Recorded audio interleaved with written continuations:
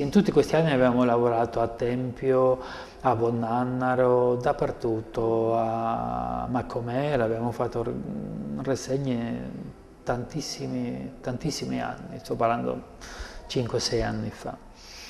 Quest'ultimo anno, è vero, è venuta fuori una collaborazione stretta con la Commissione Pari Opportunità della provincia di Sassari, abbiamo fatto cinema in viaggio, 7 paesi della provincia di Sassari. Poi mi hanno chiamato a fare la direzione artistica dell'Asuni Film Festival, Asuni, Laconi, Oristano e anche Sassari, questa 6ª edizione è dedicata all'Argentina. 2 di questi film, El Destino del regista Miguel Pereira e poi Un novio para mi mujer, l'abbiamo portato in questo teatro ed era praticamente pieno. Tornando al discorso di quanto piace il cinema argentino per il pubblico sassarese. Poi abbiamo fatto un'altra in collaborazione con l'associazione Spazio 058 Pedratori di Paci, promosso dalla regione Sardegna. Tutti al cinema, nessuno escluso, perché il 2010 è stato l'anno dichiarato dall'ONU contro la povertà e abbiamo scelto 4 film con una tematica specifica e anche lì abbiamo lavorato a Ozieri, a Tres Nuraghe, a Marti, Sassari, Ossi, Cagliari, cioè è molto bello questo, andare nei paesi e dire a Merindia e che la gente ci conosce. Questo è ripaga di ogni altra sofferenza che comunque esiste sempre.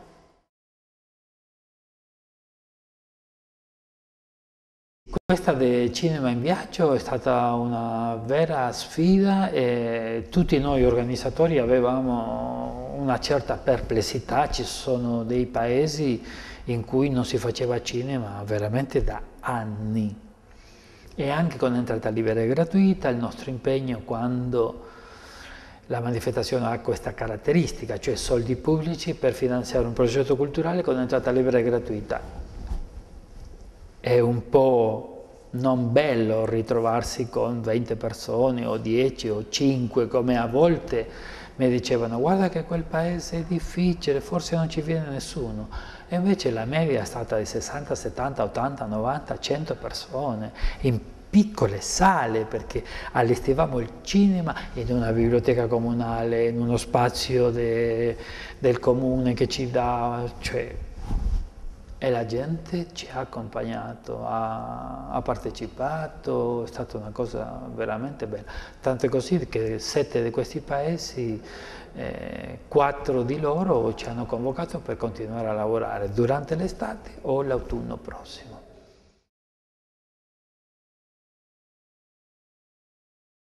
Lì è stato sì, un lavoro pazzesco per quasi 4 mesi. È la stessa situazione, no? Pensiamo che a Asuni sono 363 abitanti, Laconi più o meno 2000, ad Oristano e a Sassari ci sono stati 2 serate, diciamo come anteprime del festival.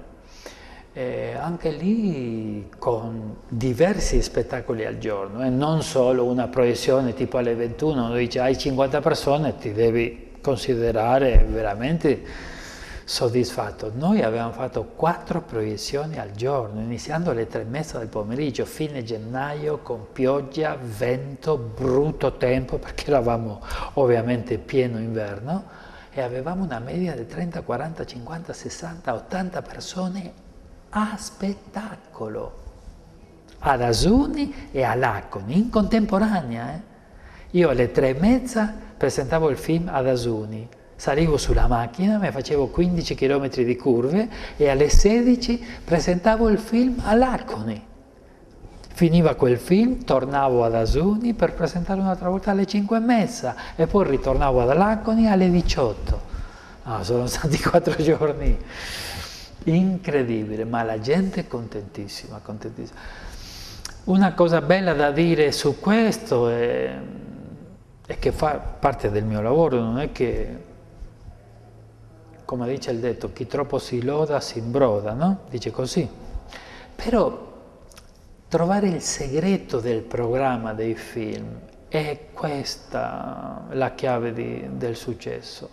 E su questo io ci metto passione, tanto studio e ricerca, perché questa edizione è stata dedicata all'Argentina e certo è una cinematografia che io conosco, però quando faccio le rassegne qua a Sassari, se metto film della Turchia, della Croazia, del Messico, del Giappone, non è che è una cinematografia che è vicina a me, ma io ci metto l'anima, studio, faccio delle ricerche, è sempre questa la chiave del segreto. Se voi vi mettete in sala o dopo a parlare con la gente, possiamo discutere anche un film che può piacere o no. Questa è la cosa più bella di questo lavoro, ma tutti coincidono l'alta qualità delle pellicole.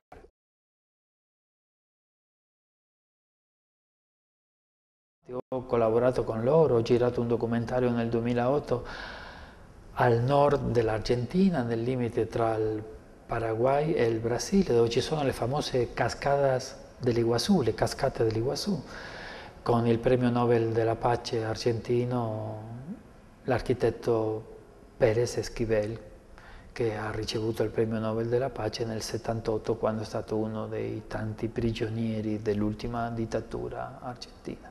Perciò ai Sardi Uniti si chiamano le diverse associazioni dei sardi in Argentina. Sì, sì, li conosco benissimo.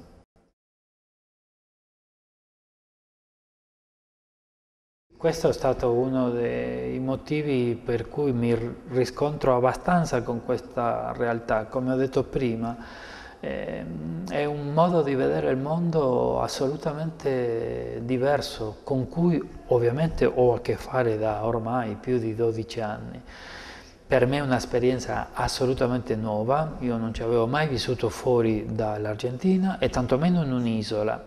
Quando in Argentina mi parlavano, ah tu non sai i cubani, tu non sai gli irlandesi, tu non sai gli inglesi, gli abitanti delle isole, per me era un sentito dire, però che non avevo mai toccato con la mano. Adesso io dico che questo è un popolo meraviglioso, il popolo sardo. Come ogni popolo al mondo, troviamo delle persone meravigliose e quelle meno meravigliose, però il mio modestissimo modo di vedere questa realtà è che il sardo in se stesso è come un piccolo diamante, meraviglioso, pieno di luce, di forza, di voglia di conoscere, però è assolutamente, in una grande parte, non si può mai anche generalizzare, chiuso in se stesso. Si mette tanti di quei problemi e in alcuna misura difficile di entrare, di avere una comunicazione sincera, spontanea all'inizio, poi come si dice ti danno il cuore, ma anche questo è un luogo comune. Però qual è quello che ho imparato di questi anni? E soprattutto conoscendo i sardi che sono andati a vivere in Argentina, con cui ci ho lavorato, ho fatto un lavoro con loro tanti anni fa per altri motivi di interviste, di ricerca. Questo diamante, e poi lo dicono che succede anche con i sardi che sono andati a vivere in Belgio, negli Stati Uniti, in Australia, viene fuori, riesce a tirare fuori tutta quella luce, tutta questa cosa meravigliosa, il carattere più bello quando va fuori dalla Sardegna. Qua non si sa per quale motivo, sarebbe una ricerca antropologica di studio dell'università, che comunque lo fanno, per capire perché qua questa cosa non funziona. Io vedo comunque che qua, questa è una cosa che esiste abbastanza in ogni popolo, no? Anche se vai in Argentina, quelli che sono di Buenos Aires hanno qualche picca con quelli che vivono nell'interno delle province e viceversa. Però qua è una cosa molto forte, sentita e a volte quasi pesante. Qua ci sono delle realtà no? Andando nell'interno della Sardegna che tuttora io non riesco a capire, no? Non entro nel discorso della vendetta, mi hai rubato 4 maiali e faccio questa cosa, cioè sono cose, ho studiato perché mi piace, ho fatto dei corsi sul banditismo, a me mi piace conoscere e sapere tutto, tutto, però mi fa capire che comunque qualche caratteristica in questo popolo, in questa gente, che va verso più la chiusura che non verso l'apertura. Comunque da quando venne a vivere sino ad ora sono passati già un po' di anni e la situazione è decisamente diversa. Io mi ricordo nel 98, quando lavoravamo con l'ERSU,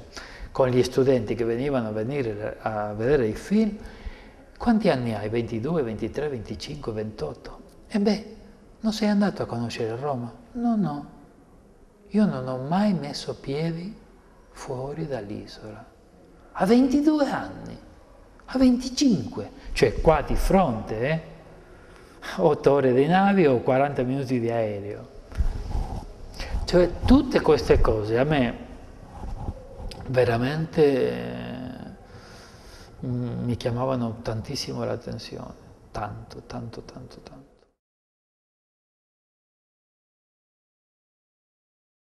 C'è stata una rinascita incredibile, quando sono venuto a vivere qua non si faceva praticamente nulla.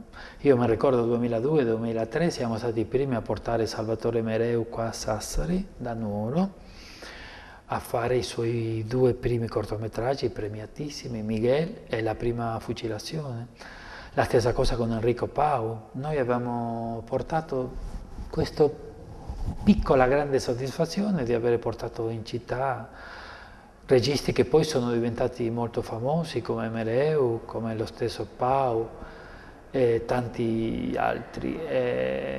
Credo che c'è una rinascita come c'è anche nella letteratura, in tutto, in tutto, in tutto. Una Michela Murgia 10 anni fa, non dico che non esisteva o che non c'era un talento nelle persone, però non venivano fuori.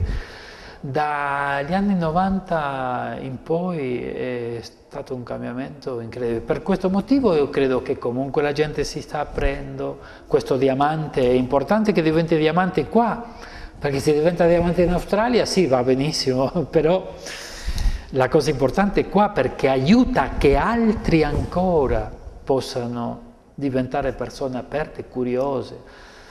Per me questa cosa della diffidenza, che potrà essere sì una cosa umana e che la puoi trovare in qualunque cittadino su questo pianeta, però è una cosa un po' brutta. Io l'ho vissuta e lo continuo a vivere sulla mia pelle, anche perché sarò sempre lo straniero, anche se sono qua da anni, e a volte mi posso permettere di dire che alcune cose della storia di questa isola ne so più io che alcuni propri nati nella nostra isola, come si dice qua.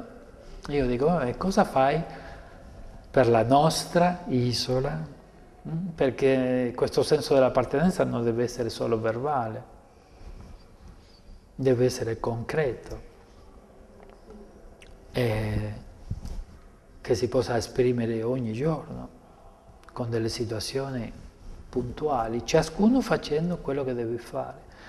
Io sono fiero e orgoglioso, nonostante ho dovuto lottare come il Chisciotte, e questo vale per ognuno di noi, però in tante cose come non mi sarei mai aspettato nella mia vita di fare, perché sono venuto a fare un lavoro specifico, particolarissimo, in questa realtà dove praticamente non lo faceva nessuno, o forse la differenza è che io li ho fatto in un modo che ritengo diverso e poi deve essere il pubblico a darle una qualifica. In una realtà dove questo è stata veramente una rivoluzione, perché non esisteva prima. Il cinema d'autore visto con una quantità di persone così Se non credete a Carlo Scardini, è la SIAE che può parlare per noi, perché hanno loro i borderò e le statistiche degli spettatori. Perciò questo è una cosa molto molto bella, che ripaga a tutte queste altre amarezze. E la gente, rispondendo anche alla domanda di prima, continua ad esserci. Adesso non c'è più l'accordo con l'ERSU, con l'università, ma noi continuiamo a cantarle la vita e a proporre cose che riteniamo belle, poi è il pubblico sempre che ha l'ultima parola.